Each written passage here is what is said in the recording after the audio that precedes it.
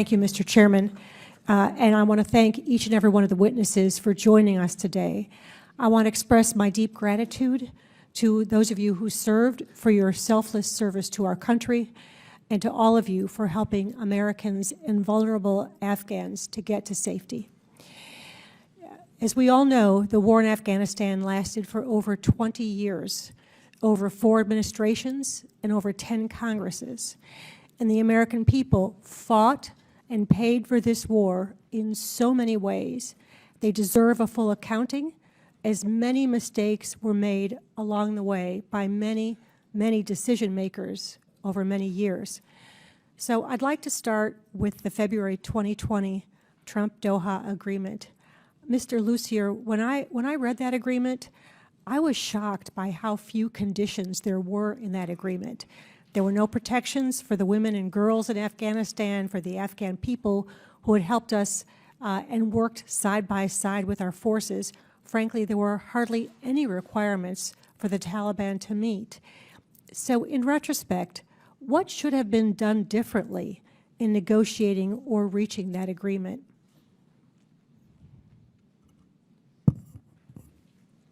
Thank you for the question. Like you pointed out too, I think robust safeguards and for vulnerable populations would have been helpful and prevented some of the situations that we see today. But again, just to pivot back, that I think some of my feelings about the war, how it was conducted, and how it ended are reflected in that op-ed and something that I've spoken about.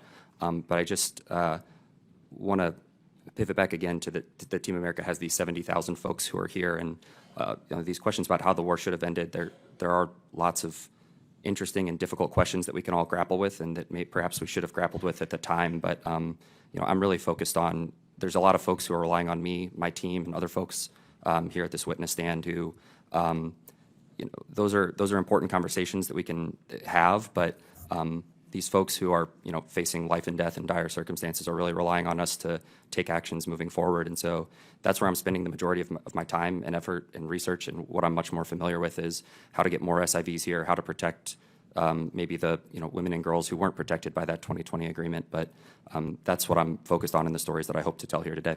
Thank you for that. And I have to agree that one of the most wrenching tragedies of the Taliban's takeover has been the devastating impact on the women and girls of Afghanistan, women who had high-ranking positions, who had good, productive jobs, who are no longer able to work, girls who were attending school, who loved learning, who were preparing for the future, who are no longer able to get any education.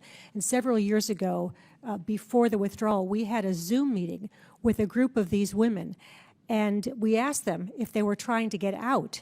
And surprisingly, they said no, that they wanted to stay and fight for the soul of their country. So, Ms. Mackler, I want to ask you, what is being done to help women and girls in Afghanistan, and what more can be done? I don't know.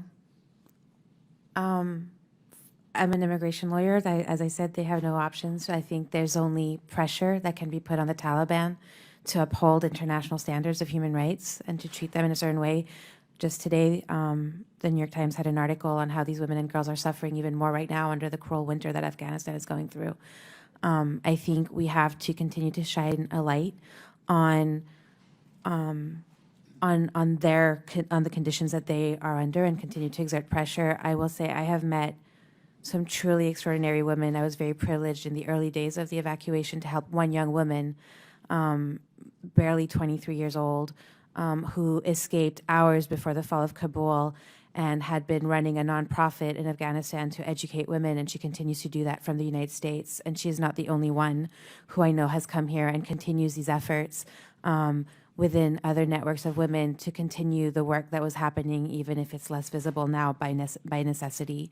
I also, many of them, including one of my own colleagues who was the commander of a female tactical platoon who worked with our cultural sensitivity teams in the U.S. military, and who works with me now working on Afghans who've been resettled in upstate New York.